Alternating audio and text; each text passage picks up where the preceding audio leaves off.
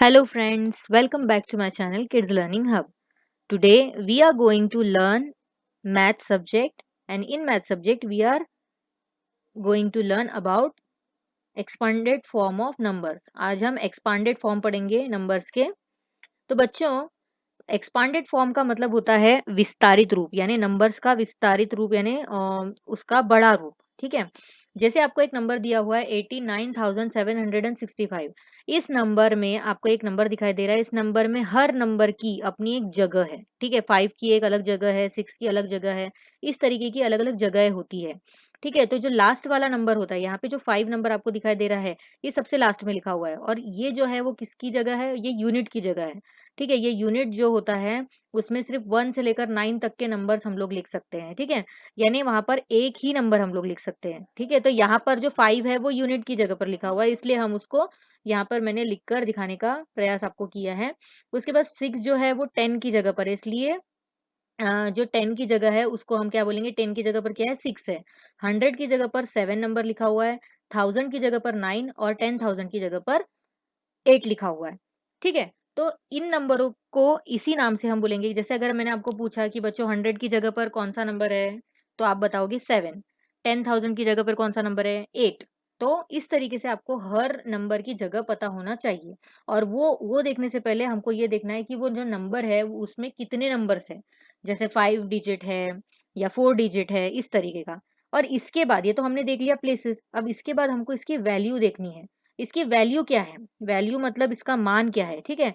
तो ये जो आखिरी वाला नंबर है, यूनिट वाला जो नंबर होता है, इसकी वैल्यू हमेशा उतनी ही होती है जो नंबर वो लिखा हुआ होता है। जैसे मैंने यहाँ पे यूनिट का 5 ही लिखा है। ठीक है? 6 का जो वैल्यू होता है वो होता है, मतलब इसके साथ जो 10 की जो जगह होती है वहाँ पे 10 इस तरीके से हम लिखते हैं। तो ठीक है, यहाँ पर 1 तो 10 में 10 में 10 आता है, तो यहाँ पे 10 की जगह पर 6 लिखा है, इसलिए यहाँ पर हम लोग 60 मानकर चलते हैं। ठीक है, 100 की जगह में 7 लिखा हुआ है, तो 100 में कितने ज़ीरो होते हैं? 2 ज़ीरो होते हैं। तो इसलिए यहाँ पर 7 है, इसलिए 700, क्योंकि ये 100 की जगह है। वैसे ही 9000 और 8 10,000। ठीक है, तो इसी तरीके से आपको किसी भी नंबर का प्लेस और वैल्यू पता होनी चाहिए। आगे बढ़ते हैं। जैसे आपको स्लाइड में दिखाई दे रहा है कि एक्सपांडेड फॉर्म। अब आपके नोटबुक में, आपकी जो पढ़ने वाली बुक है उसमें आपको इस तरीके के कई क्वेश्चंस आपको दिए होंगे बच्चों। इसमें क्या करना है? आपको एक क्वेश्चन दिया हुआ है और आपको बोला गया है कि इसको एक्सपांड करो, एक्सपांड फॉर्म में लिखो करके। तो अब जब हम पेपर छुड़ाते हैं तो उसमें ये जो चीजें आपको लिखी दिखाई दे रही है, एक मिनट में आपको शो करके बता देती हूँ। हाँ, ये जो आपको रेड कलर का कर्सर दिखाई दे रहा है, ये जो चीज़ें मैंने लिख कर दिखा दी है, यूनिट, 10, 100, 1000, इस तरीके से आपको कुछ नहीं लिखना होता है। आपको एक सीधा-सा क्वेश्चन पूछा हुआ है कि एक्सपांडेड फॉर्म करो इसको। एक्सपांडेड फॉर्म को यानी इसको विस्तृत करो, इसको बड़े रूप में लिखो। ये जो नंबर ऐसे बना है, ये कैसे बना है? वो चीज़ आपको करके यहाँ पर दिखानी होती है। तो वो कैसे करते हैं, उसका बहुत ही आसान तरीका मैं आपको बताती हूँ। जैसे यहाँ पर लिखा हुआ है, आपको मैंने लिख के दिखाने का कोशिश की है, एक्सपांडेड फॉर्म किस तरीके से लिखा जाता है? इस तरीके से। जब हम किसी भी नंबर को एक्सपांड करते हैं, बड़े रूप में लिखते हैं, तो वो इस तरीके का बन जाएगा। ठीक है? अब वो इस तरीके का बनाने के लिए क्या चीज़ हमको देखनी पड़ेगी? तो सबसे पहले ये देखना पड़ेगा कि हमारे पास कितने नंबर हैं। ठीक है? देखो, ये नंबर ही मैंने यहाँ पर लिखा हुआ है। हमारे पास कितने नंबर है? 1, 2, 3, 4, 5, यानी 5 डिजिट है, यानी हमारे पास यूनिट का नंबर है, 10 का नंबर है, 100 का नंबर है, 1000 का और 10,000 का नंबर है। ठीक है? तो अब हम शुरू से शुरू करेंगे। ठीक है? जब हम किसी नंबर को समझने जाते हैं तो हमको पीछे से उसका मान पता होना चाहिए, और जब हम किसी क्वेश्चन को जैसे इस तरीके के क्वेश्चन को अगर हमको सॉल्व करना है तो हमको सामने से वो चीज़ देखकर लिखनी है। जैसे पहला नंबर है 6, तो आपको सिर्फ इतना ध्यान में रखना है कि ये जो 6 नंबर है उसको आप अ, इस तरीके से लिख लेने का है। ठीक है? 6, और फिर उसके बाद 6 के बाद कितने डिजिट आपको दिखाई दे रहे हैं? 1, 2, 3, 4। तो आपको क्या करना है? 6 के आगे 4 ज़ीरो लगा देने हैं। 1, 2, 3, 4, 4 ज़ीरो लगा दिए। मतलब 6 के बाद जितने नंबर आपको दिखाई दे रहे हैं उतने ज़ीरो आप लगा देंगे। उसके बाद आपको यहाँ पर एडिशन का जो साइन है वो लिखना है। फिर दूसरे नंबर पे आना है।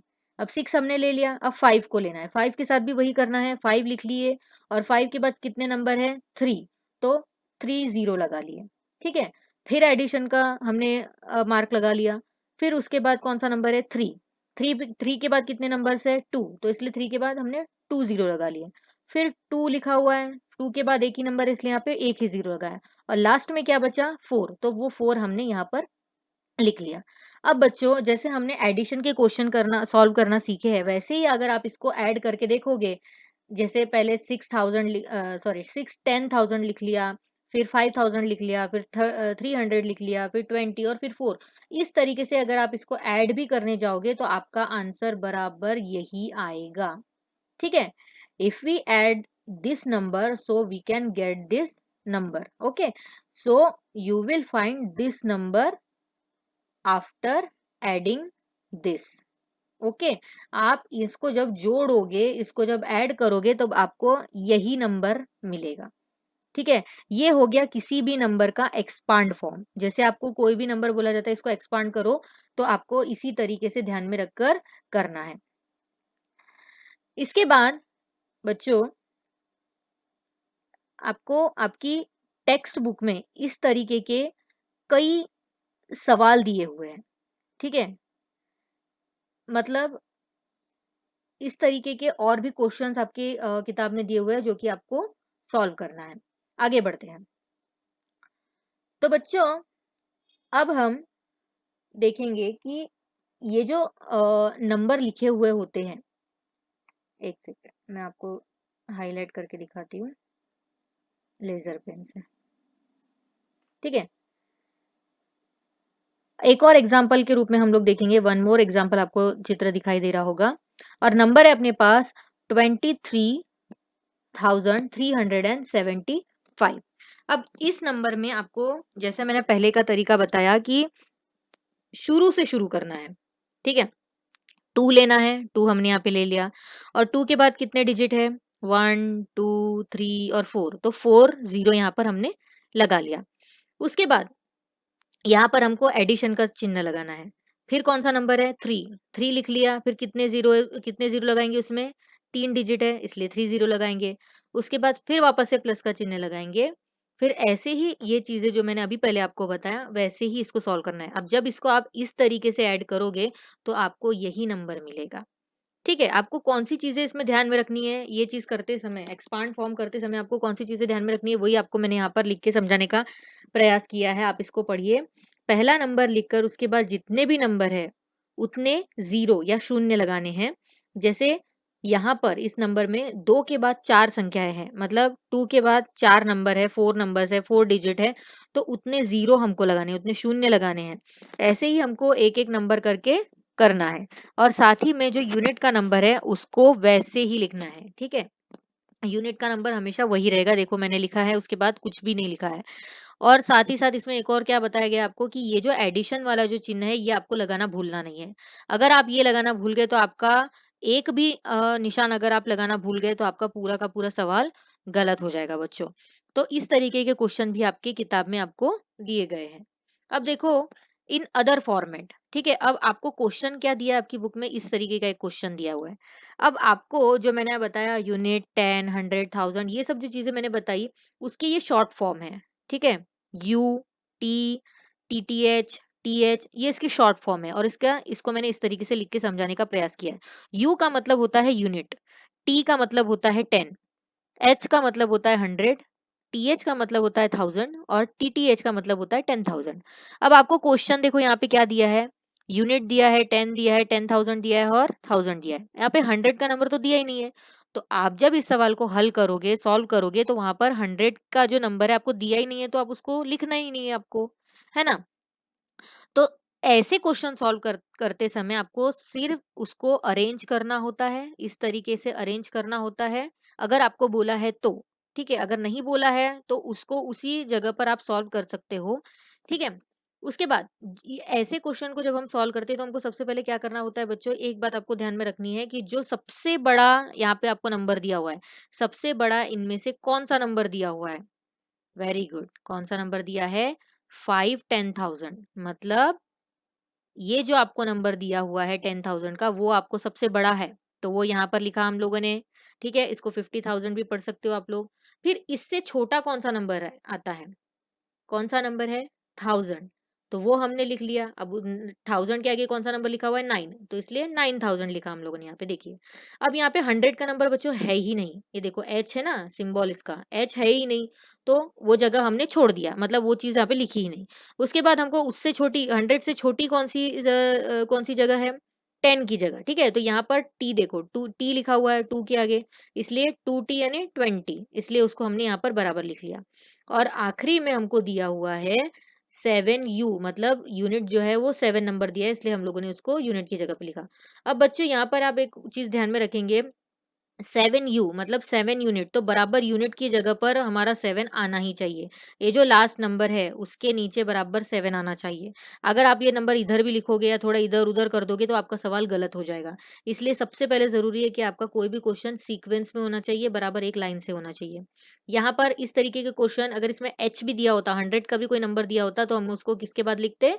इस नंबर के बाद हम उसको लिखते। ठीक है। बताने का अर्थ सिर्फ इतना है कि आपको पहले ये देखना है कि इसमें 10 का नंबर कौन सा है, यूनिट का नंबर कौन सा है, ये सब देखने के बाद ही आपको इस तरीके से उसको उतारना है। तो इस तरीके से जब आप उतारोगे तो सबसे पहले कौन सी संख्या लिखोगे? बड़ी वाली संख्या लिखोगे। कौन सी संख्या लिखोगे? बड़ी। सबसे बड़ी थी 10,000 की संख्या, इसलिए हम लोगों ने यहाँ पे पहले वो लिखा, फिर 1000 वाला नंबर लिखा, 100 का नंबर यहाँ पे है ही नहीं इसलिए उसको छोड़ दिया, उसके बाद 10 का नंबर लिखा और उसके बाद यूनिट का नंबर लिखा। तो ये चीजें भी आपको ध्यान में रखनी है बच्चों। ठीक है, ये एक अदर फॉर्मेट में आपको क्वेश्चन पूछा जा सकता है, मतलब अलग तरीके से इससे रिलेटेड क्वेश्चन आपको पूछा जा सकता है। अब बच्चों आपको एक स्लाइड दिखाई दे रही है जिसमें आपको प्लेस वैल्यू बतानी है। ठीक है। अब आपको पहला नंबर यहाँ पर दिखाई दे रहा है, ये 23,569, और उसमें आप एक चीज नोटिस करोगे कि 3 के नीचे क्या दिया हुआ है? अंडरलाइन दिया हुआ है। ठीक है। अब आपको क्या करना है? सिर्फ इसकी प्लेस वैल्यू बतानी है। मैंने इसके पहले आपको बताया था कि प्लेस वैल्यू क्या होता है। सिर्फ वैल्यू बतानी है कि 3 की वैल्यू कितनी है। तो यहाँ पर मैंने देखो समझाया आपको 3 की वैल्यू कितनी है। मैंने आपको प्लेस वैल्यू निकालने का तरीका भी बताया था कि जो नंबर आपको है निकालना है, जिसका प्लेस वैल्यू, वो हमको पकड़ना है साथ में। जैसे 3 का 3 मैंने यहाँ पे लिख दिया, और उसके बाद कितने नंबर है? 1 2 3, तो उसके आगे मैंने 30 लगा दिए, मतलब 3 की वैल्यू कितनी हुई? 3000। ठीक है। इसको अगर आप इस तरीके से निकालना चाहो तो वो भी निकाल सकते हो, और अगर नंबर देख के डायरेक्ट भी अगर आपको पता चलता है तो सीधे सीधे उससे भी लिख सकते हो। जैसे 9 का जो नंबर है वो यूनिट का नंबर है, 6 जो है वो 10 का नंबर है, 5 जो है वो 100 का नंबर है, 3 जो है वो 1000 का नंबर है, और 2 जो है वो 10,000 का नंबर है। तो अगर ये आपको लिखा नहीं भी दे कहीं पे भी, तो अगर आपको बताया जाए कि इसका प्लेस वैल्यू निकालो, तो आपको वो नंबर देखते बराबर समझ में आना चाहिए कि हमको यहाँ पर क्या लिखना है। प्लेस वैल्यू, वैल्यू यानी उसका मान, कितना मान है? 3 जो यहाँ पे लिखा हुआ है, 3 का मान यहाँ पर हम लोग क्या निकाले हैं? 3000। जो 1000 की जगह पर लिखा है इसलिए उसका मान है 3000। वैसे ही सेकंड जो है, दूसरा क्वेश्चन आपको दिया हुआ है 8962, और इसमें 2 के नीचे अंडरलाइन की हुई है, तो वो किसकी जगह है? वेरी गुड, वो यूनिट की जगह है। तो उसमें कुछ और करना पड़ता है क्या? नहीं। तो यहाँ पर यूनिट की जगह पर 2 लिखा हुआ है, इसलिए उसका मान भी कितना रहेगा? 2 ही रहेगा। जो नंबर है वही रहेगा यूनिट की जगह पे। उसके बाद अगला नंबर आपको दिया हुआ है, 5 डिजिट का नंबर है, उसमें 9 के नीचे आपको अंडरलाइन किया हुआ है। ठीक है। अब 9 के नीचे अंडरलाइन किया हुआ है, ये 9 कौन सी जगह है? ये 10,000 की जगह है। इसीलिए हमको इसके आगे कितने जीरो लगाने हैं? जितने नंबर यहाँ पे दिखाई दे रहे हैं उतने जीरो लगाकर अपने को संख्या पढ़नी आनी चाहिए, बतानी आनी चाहिए। अब ये 3 तो आपको मैंने सॉल्व करके दिखा दिए। अभी चौथा क्वेश्चन आपके लिए मैंने क्रिएट किया है कि अभी आप मेरे को बताएंगे कि ये इसमें जो 8 के नीचे अंडरलाइन किया हुआ है वो यहाँ पर क्या आएगा, मतलब उसका आंसर यहाँ पर क्या आएगा? सोचिए, क्या आएगा यहाँ पर? 80। ठीक है। 80 क्यों आएगा? 80 क्यों आएगा बच्चों? क्योंकि वो कौन सी जगह है? ये 8 जो है वो किसकी जगह है? यस, वो किसकी जगह है? हमारा आंसर क्या आएगा इसमें? इसका आंसर क्या आएगा? 8 और 0। ठीक है। क्योंकि 8 जो है वो 10 का नंबर है, और ये जो है यूनिट का नंबर है, तो 8 के बाद एक ही नंबर है, इसलिए इसका आंसर आएगा 80। तो आपको ये सारी चीजें बच्चों बताने आनी चाहिए। ठीक है। आपको ये सारी चीजें क्या होनी चाहिए? बताने को आनी चाहिए जब भी आपको कुछ पूछा जाए। ओके।